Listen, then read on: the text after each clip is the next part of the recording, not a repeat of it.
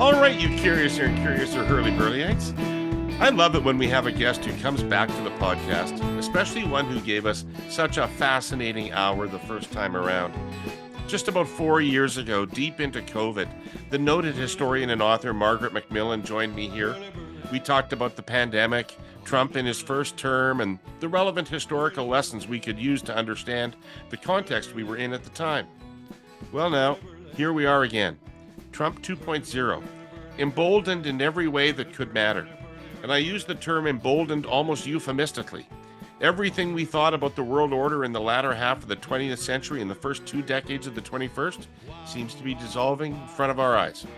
That is the rather large discussion I want to have with Ms. MacMillan today. And who better? She's the Emeritus Professor of History at the University of Toronto and Emeritus Professor of International History at Oxford University. Her publications have been translated into 26 languages, and she gave the CBC's Massey Lectures in 2015 and the BBC's Reith Lectures in 2018. Ms. MacMillan, thank you for your return to the Herle Burly today. I really appreciate you taking the time with us. Well, it's an absolute pleasure. Thank you. On this subject, I need to tell you that lately, when I have these conversations with friends and family and others, people tell me that I'm Black. Well, what else are we to be? It's very, very hard to be optimistic at the moment. And I think my feelings are sort of a shock, horror, and bewilderment. I've had to ban the word unbelievable from my vocabulary because I say unbelievable and then something else happens and it's also unbelievable. Exactly. Yeah. Exactly.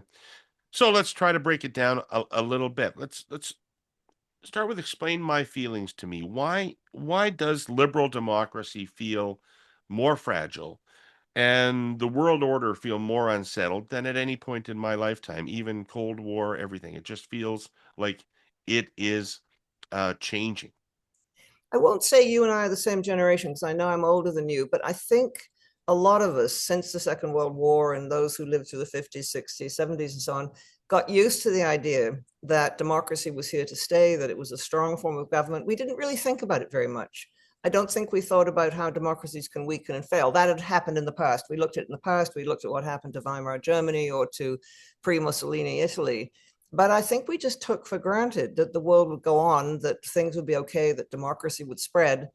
And with the end of the Cold War, it looked as though democracy was spreading around the world. And when people in authoritarian states get a chance to express what they want, they often opt for democracy. They want more freedom of speech. They want to have elections. They want rulers who are accountable.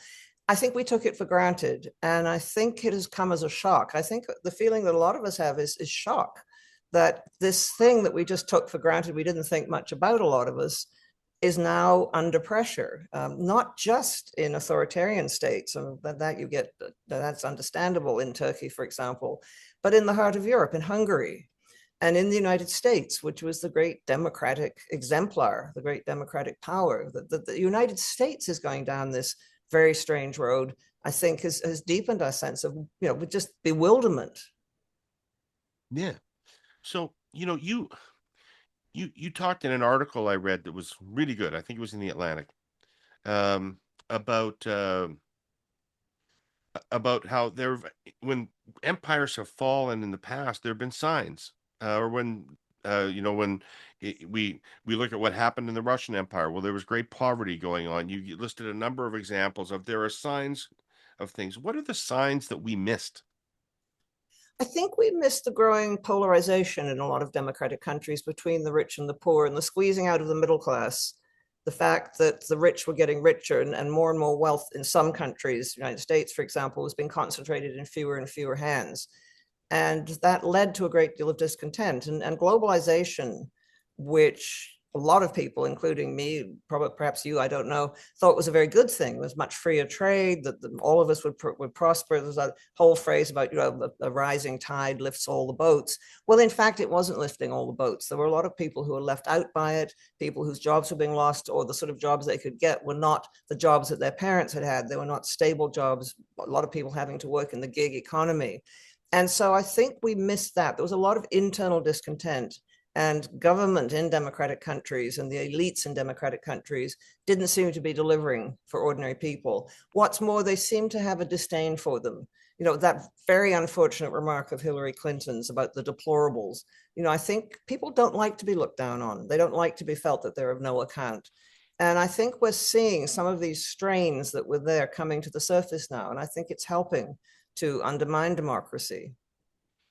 Yeah, do you think that's part of the Trump thing, that he has given legitimacy and moral legitimacy to people who felt that people like the Clintons, etc., looked down on? I think he has. And I think he's spoken for a lot of people who feel that he's giving them a voice. You know, he speaks, I think, in a very effective way to Americans across the country, particularly those outside, I think, the big cities, although in the big cities as well. But in the areas that have been really hard hit by deindustrialization, by competition for abroad.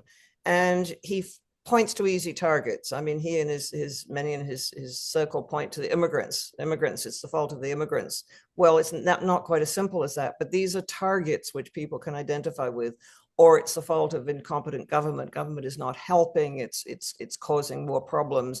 Or it's the fault of countries abroad. They're taking advantage of us. And so he picks the targets. He makes it seem very clear, and he offers solutions. Now, so far the solutions aren't working. If anything, the United States is not recovering the economic power that it once had. So it may be that some of those who Trump appealed to will begin to say, well, where are the solutions? Where is all you promised us? But it's unclear at the moment what is happening in the United States and whether his popularity will continue to go down. We're going to have to watch the midterms, I think, very closely to see what's happening. Brand taglines are typically found at the end of a message. That's why they're called taglines, eh? As I mentioned last week, our presenting sponsor TELUS has a new one. We're always building Canada. I'm starting with it here because it's deeper than words for TELUS. It's a brand promise that goes to their values, like this recent announcement.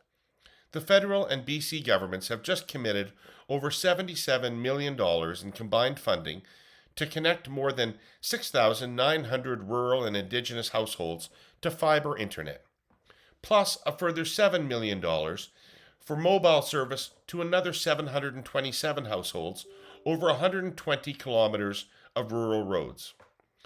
TELUS is partnering with funds of their own, building best-in-class infrastructure for it all. It's a project that lines up with Canada's promise of universal broadband access by 2030.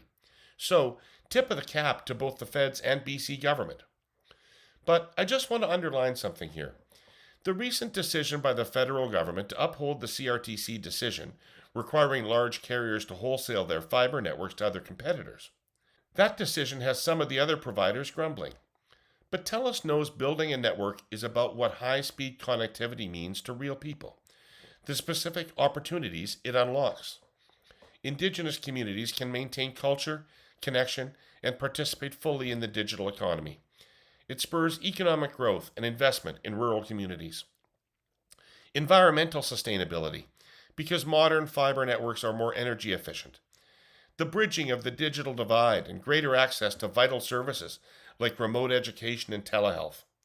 And finally, nation building. Government policy and corporate responsibility coming together to build a stronger, more connected, more economically resilient Canada. Or, as TELUS puts it, we're always building Canada. You don't think I'd forget the tagline, did you? Well, okay, here's a question. How confident are you that the midterms will be free and fair elections? There are militias now under Trump's control in most major cities in the United States. I know people say I've got Trump derangement syndrome, but you watch this stuff and it's hard. We're only 6 months in. I A year know. and a half from now, where are we going to be? Extraordinary that you're even asking that question, isn't it? I mean, you wouldn't have asked it before Trump got reelected, I think. No. But the way in which he has denied the results of the election, which put Biden into power, I think is very worrying indeed. The 2020 election, the ways in which Republicans have tried to overthrow the results of the ballot box. I mean, some of those attempts were really egregious, really breaking all sorts of laws. The way in which Trump phoned the official in sorry, I'm forgetting now which state it was. Not Virginia, Arkansas. No, which was the one where he phoned up and said, "Could you just find me another Georgia? Georgia, 71,000 votes." Yeah. Yeah, sorry, so much has happened. I'm forgetting. No. But the You ways in can't which keep your outrages straight. I know, I think that's the problem. But the concerted effort in certain states to do redistricting, I mean, that's always been a game that's been played in the US. I mean, thank goodness we've escaped that in Canada because we have a federal commission that does it. Yeah. But it's been a game that's been played for a long time. But it's more open now. I think it's more concerted. And when the president of the United States says, the election results are false, we're not going to respect them, then it's really damaging. So why do people have a hard time seeing these things happen in real time? Because many people who I think are fundamentally believe in democracy would say that I have Trump derangement syndrome, would say that I'm overblowing all of this. But to me, that isn't even a liberal democracy right now, because the people are afraid of their government in that country. Whether you are a university, whether you are a law firm, whether you are a private company, whether you are an individual citizen, whether you are a judge, you have a member of the Federal Reserve, you have to fear that the government will act against you because of your beliefs.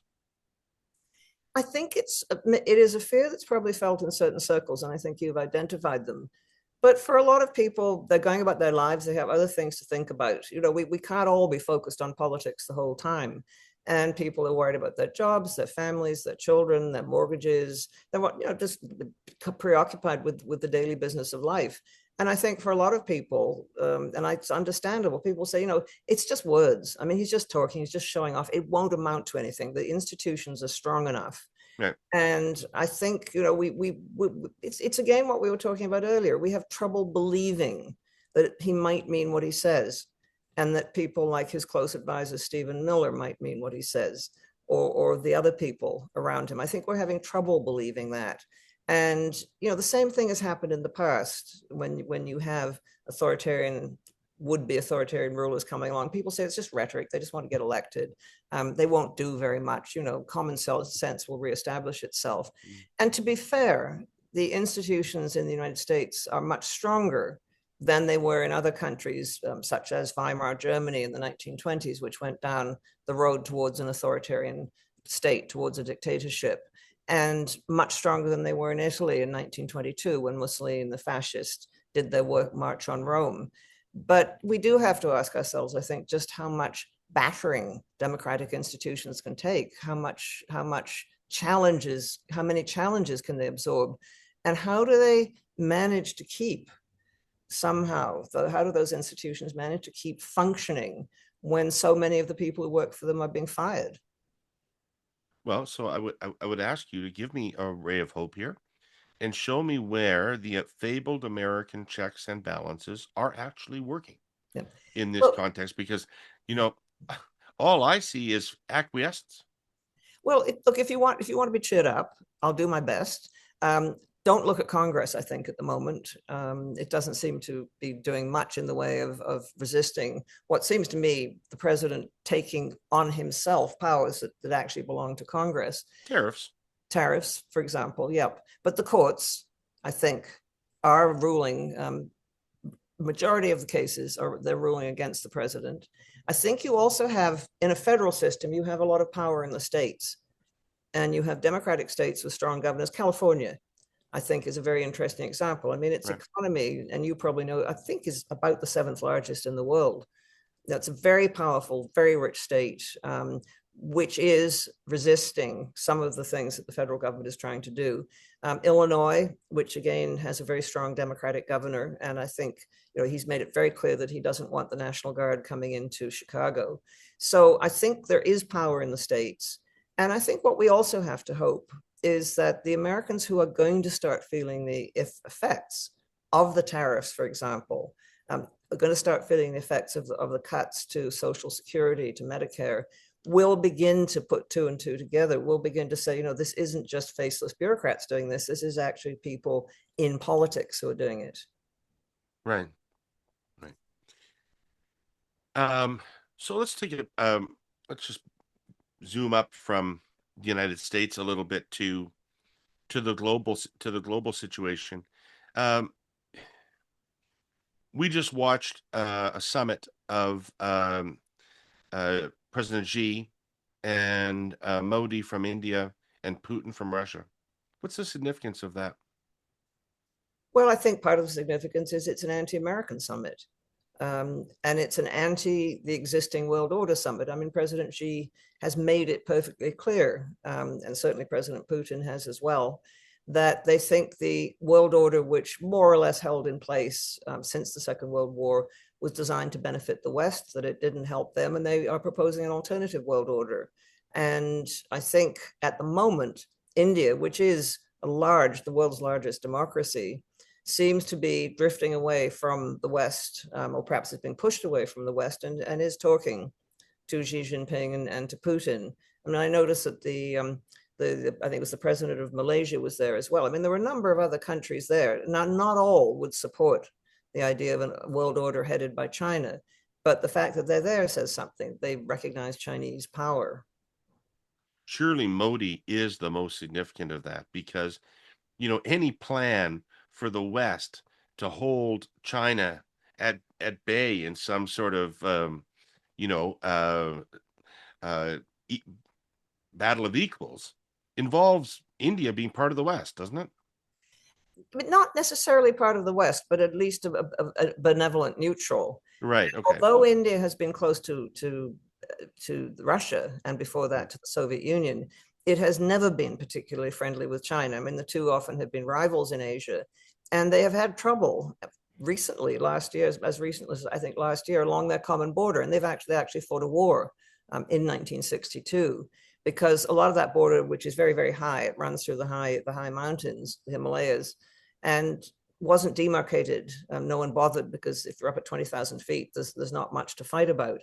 And so there have been border clashes, and China has been very close to Pakistan, which is India's enemy. And so, in fact, the China-India relationship is not an easy one. And the United States has been trying for the past 2 decades to try and win over India, or to try and at least establish better relations with India. I mean, the relations there have been tricky in the past. And now President Trump seems to have undone that work of the past 2 decades and sent India, and certainly sent Prime Minister Modi, back to trying to establish. I mean, with a massive tariff on Indian goods. He put a massive tariff on Indian goods. But what really annoyed Modi is he claimed responsibility. He said he bore the full credit. He took the full credit for ending the conflict between India and Pakistan. Now, right. This conflict has been going since both countries became independent in 1947. They fought, I think, 4 wars, a great many border skirmishes. And for Trump to say to Modi, "I've sorted it all out," was not something that Modi wanted to hear. And moreover, I believe I'm right, the Trump people have been very friendly towards Pakistan. In fact, I think they had the chief of staff of the Pakistan army to dinner at the White House, or he was given a dinner. And this is not the way to win over India. And I think Modi was, who is a very proud man. I mean, these personalities of these people matter too. Modi did not like to be pushed around by Trump. It did not like to be seen as someone who was of no consequence when Trump was going to sort everything out and get the Nobel Peace Prize. And so I think Modi is miffed, both personally and on behalf of India. And he is someone who sees himself increasingly. I mean, if you look at him, he goes around more and more looking like a Hindu god. I mean, he sees himself increasingly as the spokesman for India, speaking for a great nation. And you don't belittle someone like that. You don't treat him as if he's no consequence. Right. But as I listen to you, I get a little cheery, because it sounds like a guy who's always going to want to be a broker with leverage rather than allied with somebody. Modi. Yeah. Yes. Well, India was one of the leading countries in the non-aligned movement when it was set up in the 1950s. The non-aligned movement was set up as a result of the Cold War by nations which said, we are not going to be drawn into an alliance with either side. that we are non-aligned. We have certain things in common. We'll work together on common issues like development, for example. And it was a very important movement. And that idea is still very much there. And there are various groupings of nations which see themselves as somehow having something in common and being non-aligned. And, Modi, I think, sees himself as a statesman in a very important part of the world and doesn't like to be told what to do, and certainly does not like to be told what to do by the United States. Right. So, as advertisers start annoyingly reminding us every year around midsummer, it's back to school time. Our sponsor, CN, has no intention of urging you to race out and spend money on 3-ring binders and pencils and crayons and new iPhones and integrated social media sunglasses or whatever else it is kids need to return to class nowadays. CN's job, as I've noted here before, is, to make the trains run on time and keep the economy moving. But to do that, it does need to send its railroaders back to school from time to time.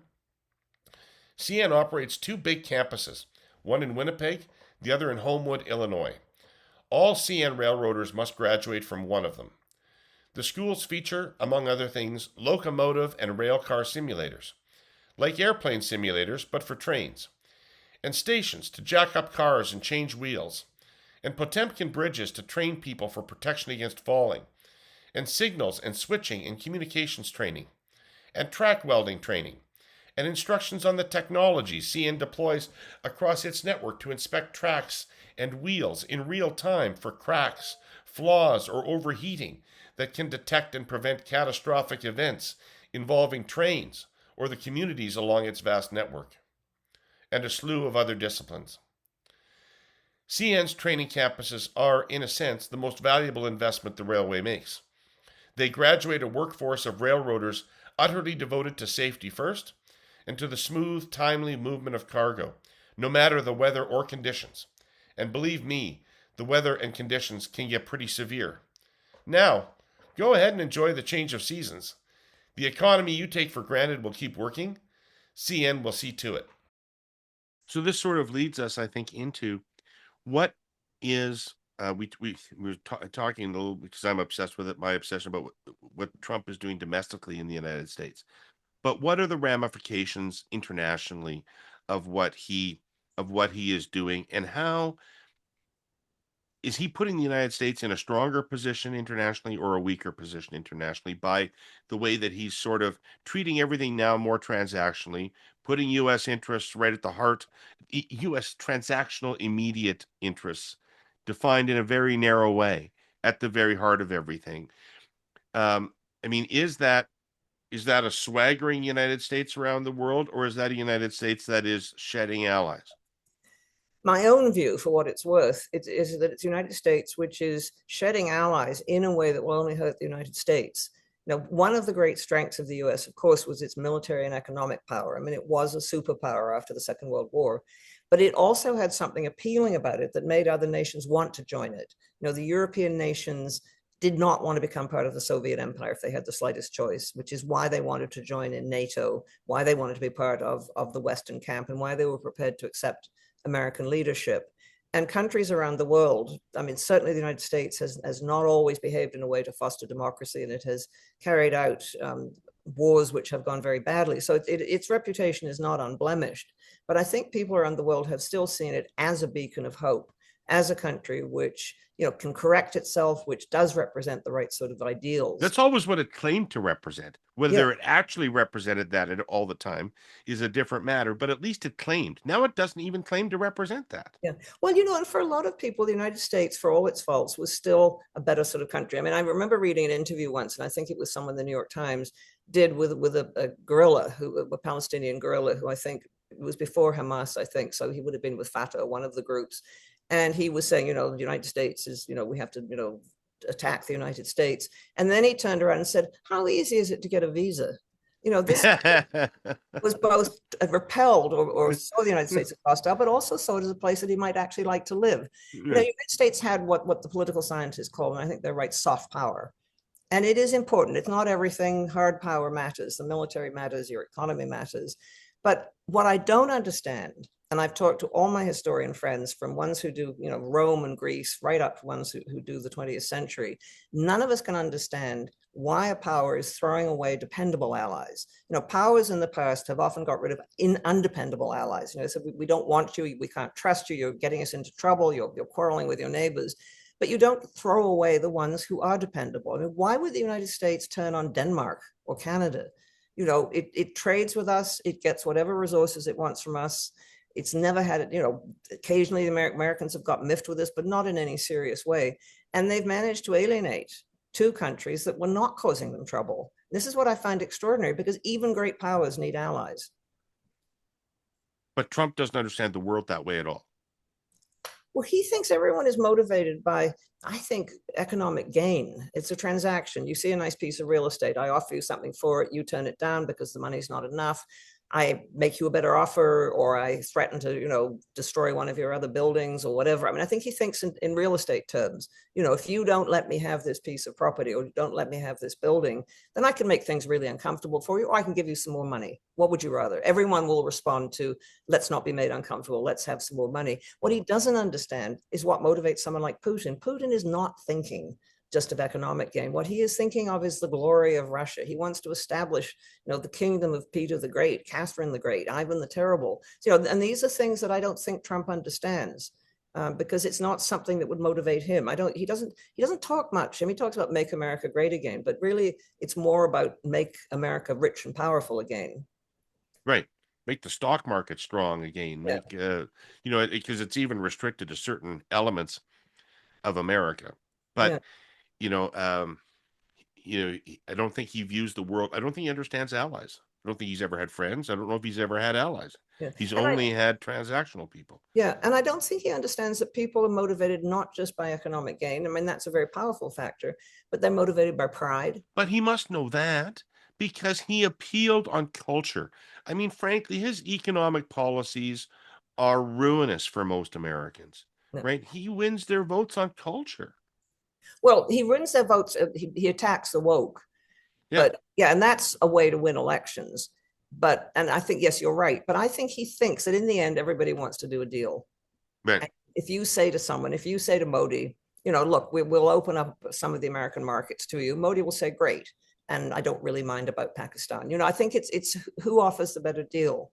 And so, yes, he uses the culture wars in the United States to win over people. But if you look at his foreign relations, it's very much about offering a deal. And he simply assumes that people will take the deal. And he doesn't really understand Zelensky. Why would Zelensky fight on? Why would Ukraine fight on? It's not a good deal for them. So do you think he thinks the same thing about Canada?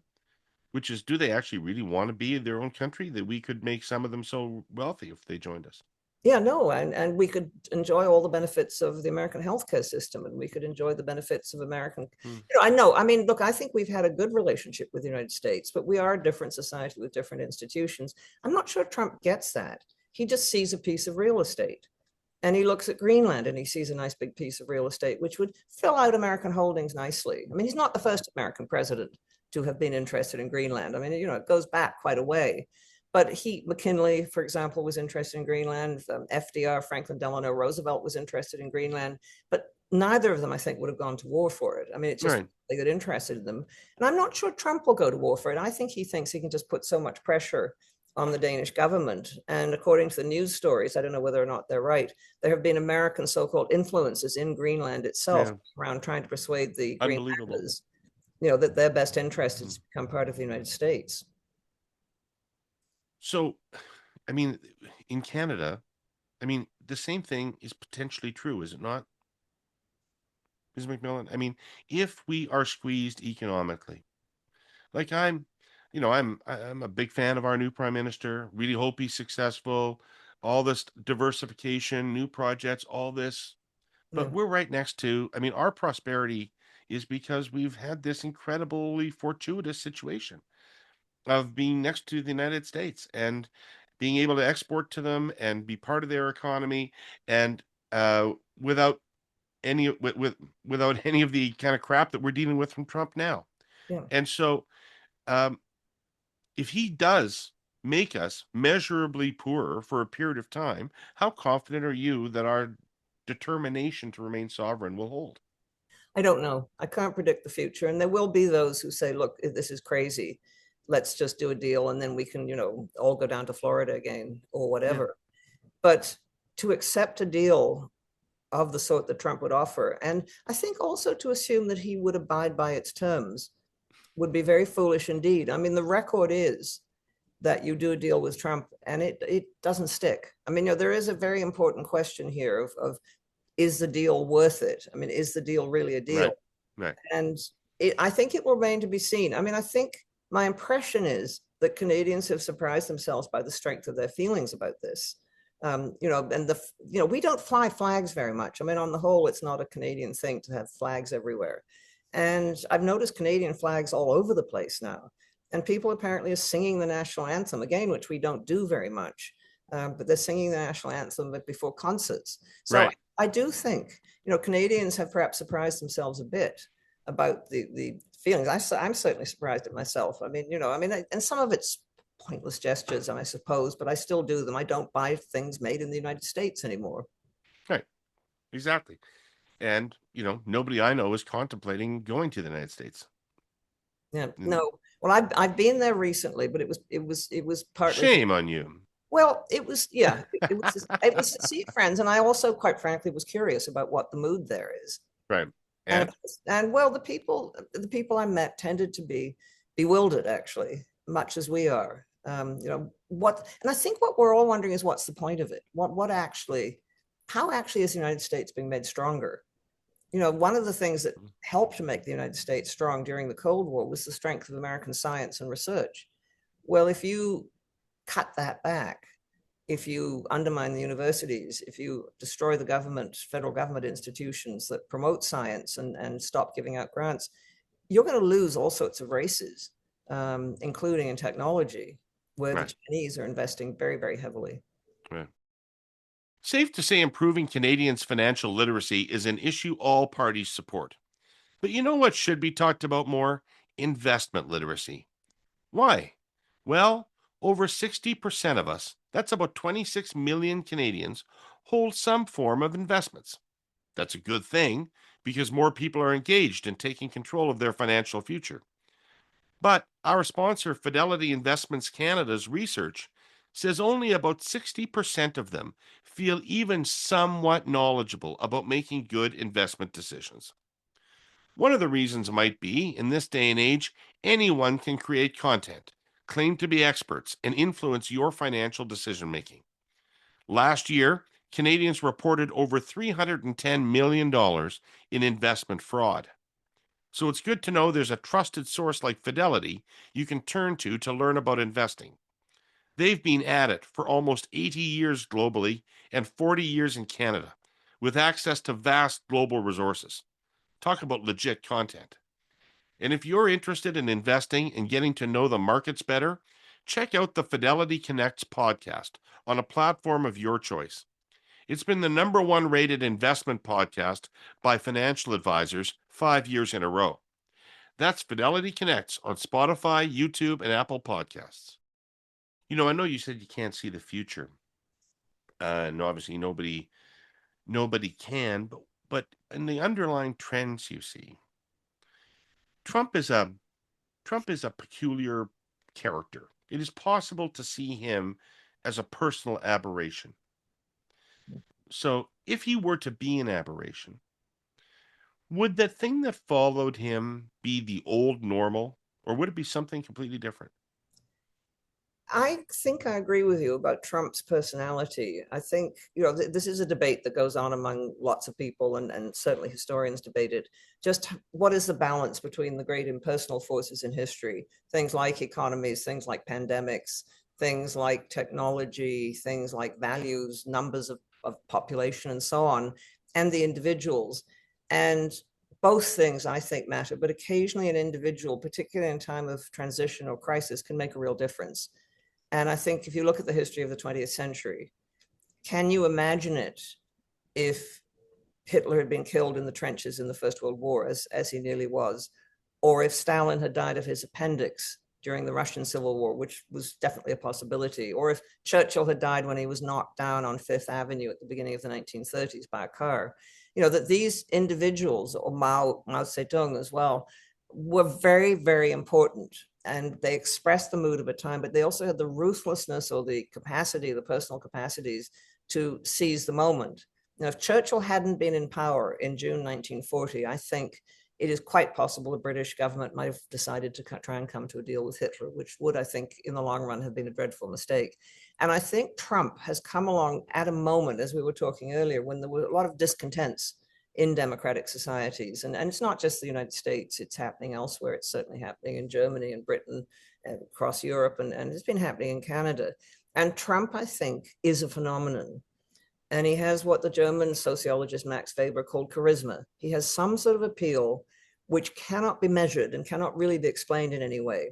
But when you see interviews with Trump followers, and you'd see the same thing with those who followed Mao, or those who followed earlier on Hitler, or those who admired Churchill as well, they would say there's something about him. He's got something. I trust him.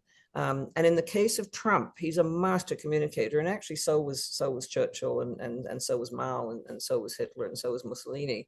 People at the rallies say he speaks to me. He understands what I'm feeling. Well, I'm not sure he does, but it's important. Man, it's hard to compare Churchill, who wrote some of the most definitive works of history, right?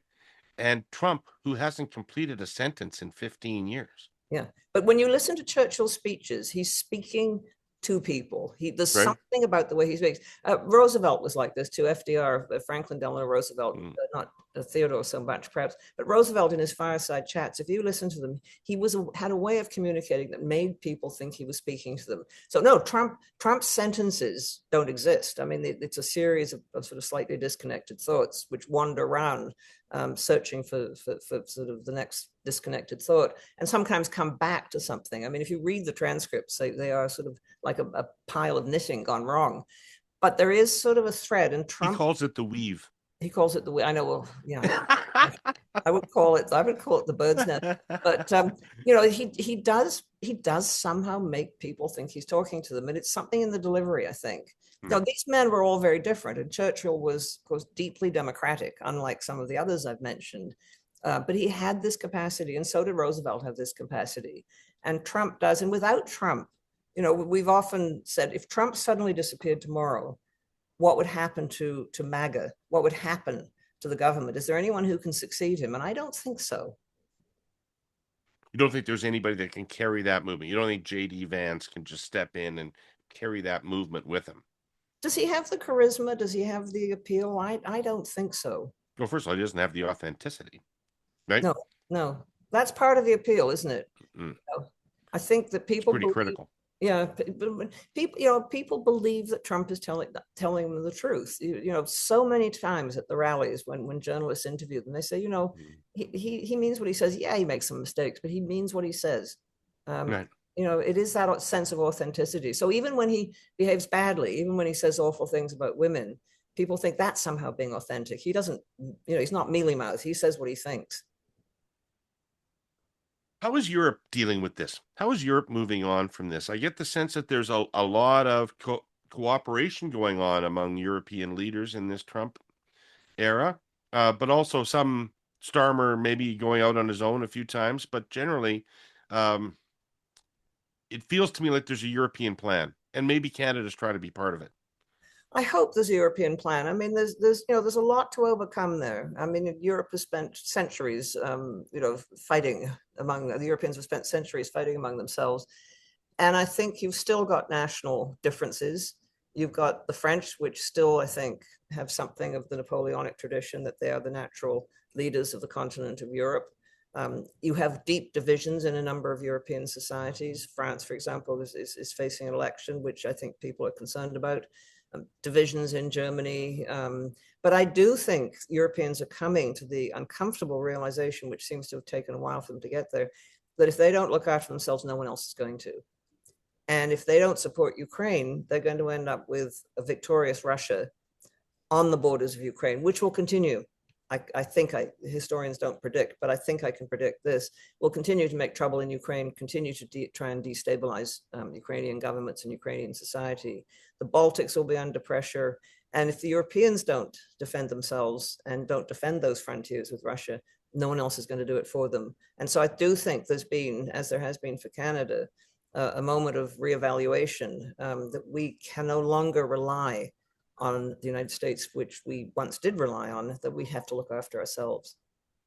What's their capacity to do that? European capacity is very large. I mean, it's one of the biggest economies in the world if you take it collectively.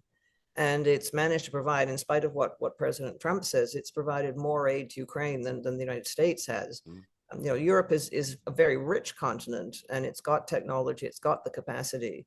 The trouble is, of course, that because of NATO and because of the Cold War, and because it was easier, I think, in a way, the Europeans came to rely on American technology and American equipment. And the worry now, I think, for the Europeans is a lot of their equipment, their fighter planes, for example, has American software. And if the Americans decide for various reasons not to update it or decide to simply turn off the tap, this is going to be a problem for Europeans. And so I think the Europeans are now scrambling to try and develop their own defense industry. But when you're starting from pretty low down, it's going to take a while. But I think Canadians are aware of this. I think we've been talking to Europeans about shared projects. And I think this is important. But I do think Europeans really need to look east and say, can they trust Russia? And I don't think they can. So there's a couple of things coming out of there I want to deal with, but one of them is on the defense procurement thing. It's why the world feels so unsettled right now, Ms. MacMillan, because, maybe we don't want to buy the F-35s because of that software issue that you're talking about. But if we don't trust the Americans, even in this Trump era, if we don't trust the Americans, who do we trust more? Like these other countries, we don't know real history with them. We don't know, who are we going to throw our lot into? Well, we do have a history. I mean, we have a history. Part of our history was that we were once part of the British Empire and then the British Commonwealth of Nations. And we have quite a long history, of course, with Britain. We have a long history with France. We also have a very long and I think on the whole very friendly history with countries such as Australia and New Zealand. I mean, we've fought side by side, we've shared institutions, we've often shared development. And so, yes, I think we do have a history with European countries. And we also have, of course, a great many people in Canada who come from those countries or who know those countries, who have lived in those countries. So, I think we are not starting from scratch here. And I think shared values can be important. I mean, we do believe in democratic institutions. We do believe in democratic values. And the countries I've named, by and large, do as well. And so I think we have the basis of a strong relationship with them.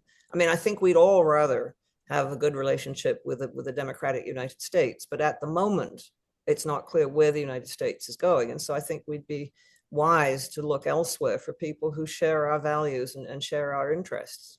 Okay, so what's the smart Canadian play right now? Smart Canadian play is, I think we've got to spend more on defense. And this may not go down very well, but we've been spending comparatively little. I mean, we come very low down on the list of NATO countries spending on defense. That we've got to spend more on defense. We've got to increase our armed forces.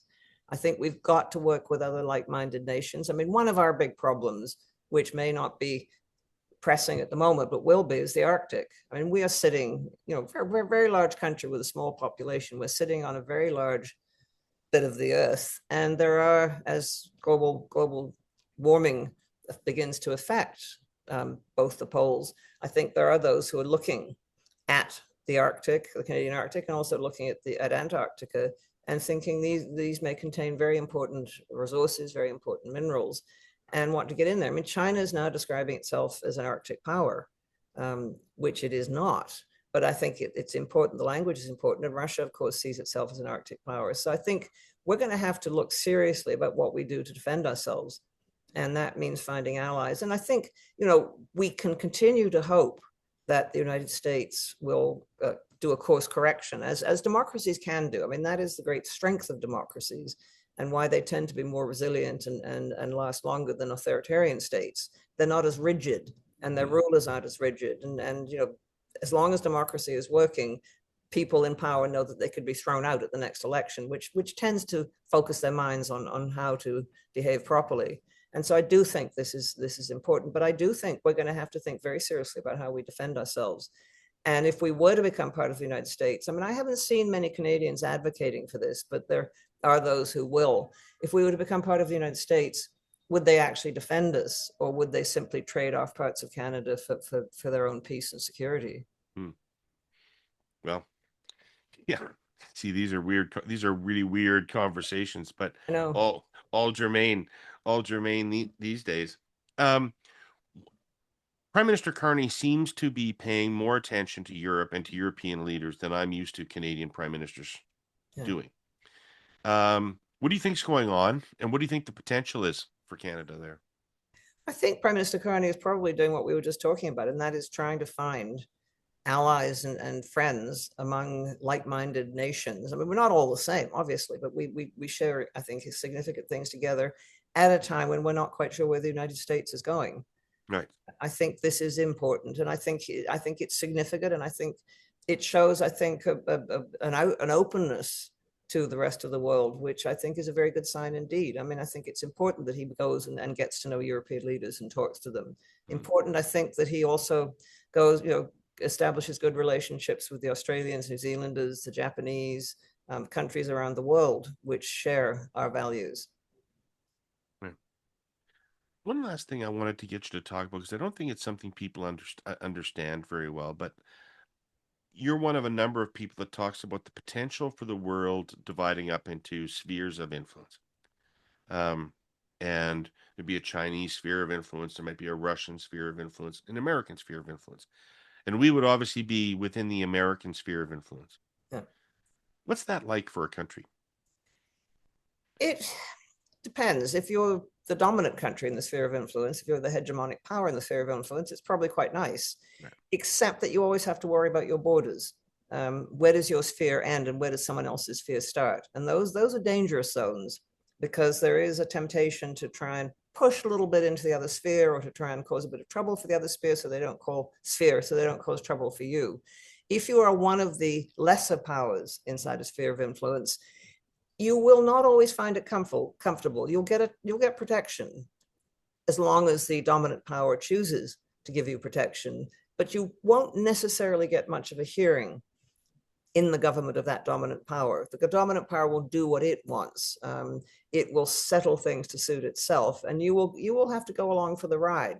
And so I think spheres of influence do not benefit necessarily the smaller powers, which means they may well look, if they're geographically in the right place, for ways of getting out of that sphere of influence. And I think they're inherently unstable, simply because you have these areas where the spheres have there's friction among them. So Russia in the center of Asia, where China also has had an historic role. Russia and China, along that common border in the Far East, which the Chinese, remember, contains territory which Russia contains territory which it took from China in the 19th century. These are not stable, and they are likely to lead to conflict sooner or later.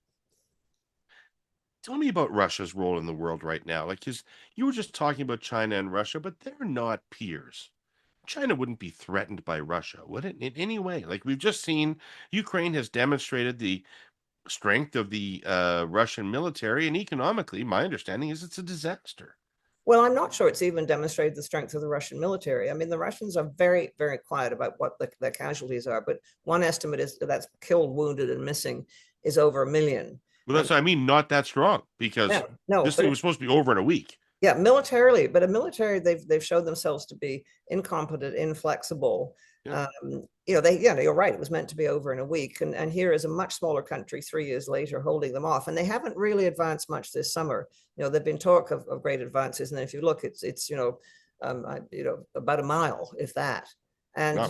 I think Russia is now much more dependent on China, which is not a position that Russia chooses to be in, and China will not necessarily be a benevolent superior partner. So I think Russia has put itself in a very bad position. At the moment, Putin seems to be riding high. I mean, here he's been to this summit in Beijing, but he is, I think, someone who's damaged his own country tremendously. And he's also damaged the international order, because what he's done, and he did it in 2014 when he first invaded Ukraine and also in Georgia, he's broken a sort of understanding since the Second World War that if you take someone else's land by force, by territory by force, that won't be recognized. And he's now, it looks like he's about to get away with it. And that, I think, is very bad for the rest of the world, because there are all sorts of land claims in this world, historic and whatever. And there will be other would-be conquerors who would like to try and grab territory from their neighbors. So I see this as a very bad development. It's breaking down an international order which helped to muffle and prevent conflict among nations. So this period of time that I've lived in this world, from 1960 to now, was this a blip in world history? Or is this like, I thought this was the new normal, right? Of humanity and civilization. Or was it just a weird blip and the world goes back to being a much more brutish place? It may well turn out to be that. I mean, the thing is, we haven't really had a world history. I think really you'd have to say world history started somewhere in the 16th or 17th centuries. Up to that point, we've had different regional histories. Different great powers might know about each other. I think the Romans had heard something over there in the east was something which was this extraordinary kingdom called China, but they didn't have direct contact. And so the world was a series of regions. But with the linking through the great explorations and then through the development of communications, the world did become linked. And I think we began to have a truly global order by the 18th century. So this is relatively new in human history. And yes, I mean, we have tended to fight. We fought in the 18th century. The British and the French had a war which some people call the First World War. They fought around the world. They fought in India. They fought in what became Canada. They fought in the West Indies. So the more globalized we became, unfortunately, the more our conflicts also became global. But the 19th century on the whole was relatively peaceful after the Napoleonic Wars ended. So it showed we could do it. And then, of course, you've got the First World War, period of peace, and then the Second World War. So our record is not good, but we are capable of building an international and peaceful order. And I think we have to remember that. We did have, for various reasons, a relatively peaceful order after 1945, which doesn't mean there wasn't fighting. A lot of people died in this peaceful order. So it wasn't peaceful for everyone. But what we're facing now, I think, is war on a global scale, which is different from regional wars, which have been dreadful. The war in Vietnam, wars in Afghanistan, wars in the Middle East. But the real danger we're facing now is the possibility of a global war. And we now have even more nuclear weapons, which can inflict even greater damage. And China put on quite a show. Sorry? China put on quite a show with their military equipment in that parade. And we have subsonic and supersonic missiles. We're militarizing space. And so the capacity we're developing to do something frightful to ourselves is great. And our capacity to control it does not seem to be very great. So no, it's not a happy time. We may muddle through. Humanity has muddled through, bad times before, and I prefer to remain optimistic. But this is a darker time than I would have thought of, 10 years ago. For sure. So maybe we could end on a lighter note. I have a question I've been waiting to ask somebody, and I think you're the perfect person to ask it to, which is, there's apparently like a kind of a social media meme that was going around a while ago about how often men think about the Roman Empire, about how most men are obsessed about the Roman Empire and think about it all the time. What would be the reason for that? Why would men be obsessed with the Roman Empire? It's very interesting. So I think women should be assessed as well. It was a very interesting phenomenon. What is it? The sports, but women like sports as well. I'm not sure. I'm going to have to think about this. It may be the Hollywood movies. Yeah. Hollywood movies tend to show men rushing around with swords and looking like gladiators, or Julius Caesar. So maybe it's just the influence of the media that the Roman Empire looks like a sort of place where men had a wonderful time, went out and beat people up. But maybe only certain men are obsessed by the Roman Empire. Well, I'm actually very interested in the Roman Empire, but I was never under any illusions about how well I would do in it. I don't want to be one of those soldiers. It would end badly for me very quickly. It ended badly for a lot of those who fought for the Romans. It also ended badly even for those who were in the upper classes. But yeah, try being a slave in the Roman Empire. No, I don't know. I'll have to think about that one. But All right. Well, next time you come back on, we'll talk about that again after you've had a chance to ponder it. Sorry So for throwing it at you cold. you'll set an exam. I will. Thanks. I'll set an exam. Thank you so much for this conversation. Well, I pleasure really to talk to appreciate you. it. And I should have said, call me Margaret, not Ms. MacMillan, but there we are. Yeah. I won't dare call you David now. I'll call you Mr. Herle. I even put on a nice shirt and everything. Oh, well. I want to thank our presenting sponsor, TELUS, our sponsor, CN Rail, and Fidelity Investments. And I really want to thank Margaret MacMillan for being here with us. All of you Herle Burly-ites who watched or listened, hope you learned and got something out of this. And we'll be back next week with something else. Doubt it will be as impressive as this. We'll try, though. See you then.